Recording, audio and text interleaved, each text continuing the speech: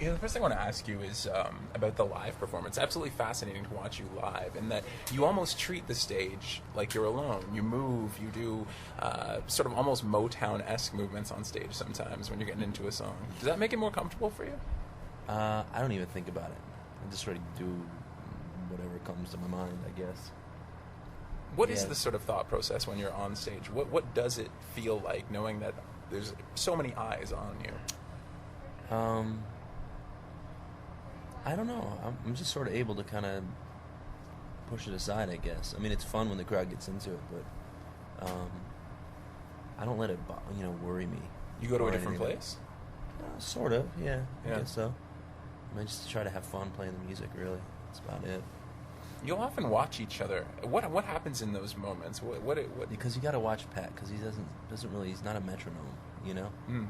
He doesn't follow you. You got to follow him. Mm. Do you know what I mean? Mm-hmm. He speeds up, he slows down in the song. So I'm so used to. That's why we always set up together, so I could have him in my peripheral, so I could see him, and his movements, so I could stay in beat, in time with him.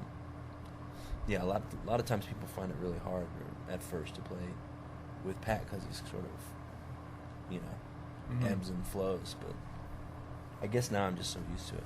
It's fascinating with a two-person band in that you must have such a close-knit relationship. Are there arguments? Yeah, sure, of course. Mm-hmm. Mm-hmm. Everybody has arguments. And what's the solve? Well, I mean, we're buddies, first of all, and we try not to let, we try not to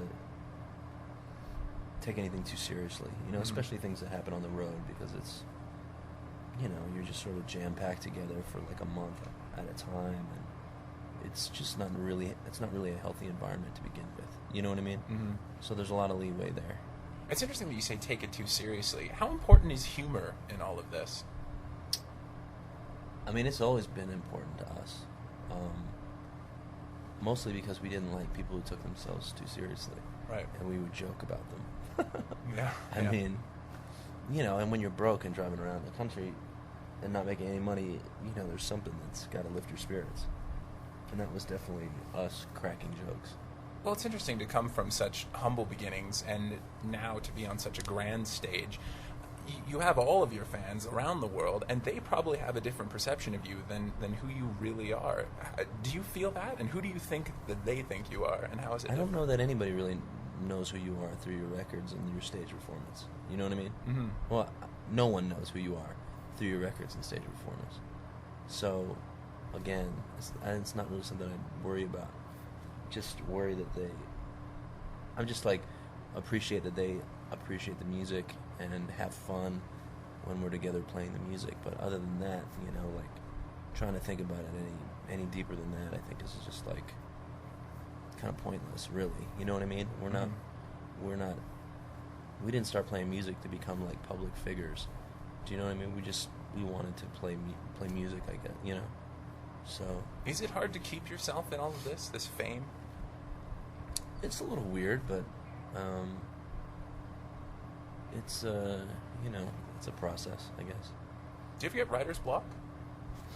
No, not really. I mean, I feel like we could write songs all the time. I mean, we're just I think one of the things that we do is try not to be hypercritical. The music that we like is so simple. Do you know what I mean? Mm-hmm. And to think that you have to reinvent the wheel every time you write a song is kind of foolish, I think. I think it's more fun to get in there, bang something out, and then do that day after day. It's just fun, instead of like obsessing about minutia, Mm-hmm. So we try to stay away from that, and I think in turn that helps to clear any kind of writer's block, because we work so fast. Is a song ever finished? Yeah, definitely. I mean, we'll know when it's finished, and we'll sort of add, too many layers a lot of times, and then peel them away to where it feels right. Mm-hmm. A lot of times you can add too many things, but but then there's the idea that when we play it live, it's different. So they always can evolve and change. The way you talk about music is interesting, almost as if it's becoming a part of you. Are you haunted by it? Do you hear it in everything you do? Is it always with you? Yeah, absolutely. I mean, it's what I think about when I go to sleep, when I wake up. I'm always thinking about music. Can you ever escape? I don't want to, because I like it. It's fun. I'm like blessed that I get to make a living doing something that I love. Not many people get to do that, you know? I don't take it for granted, but it's not something I feel like I need to escape from, because I like, you know, it's fun. Especially, you know, when I get to go home, make records with other people and stuff like that. It's just like feeds that fire and, you know, keeps the creativity going, I guess. I already mentioned that you have fans all over the world. They love you. But how do you feel about you? Do you feel like you're a good band? Yeah, absolutely. I think we're a hard-working band. I think we're a product of our environment, you know, from the Midwest. And, you know, we work hard.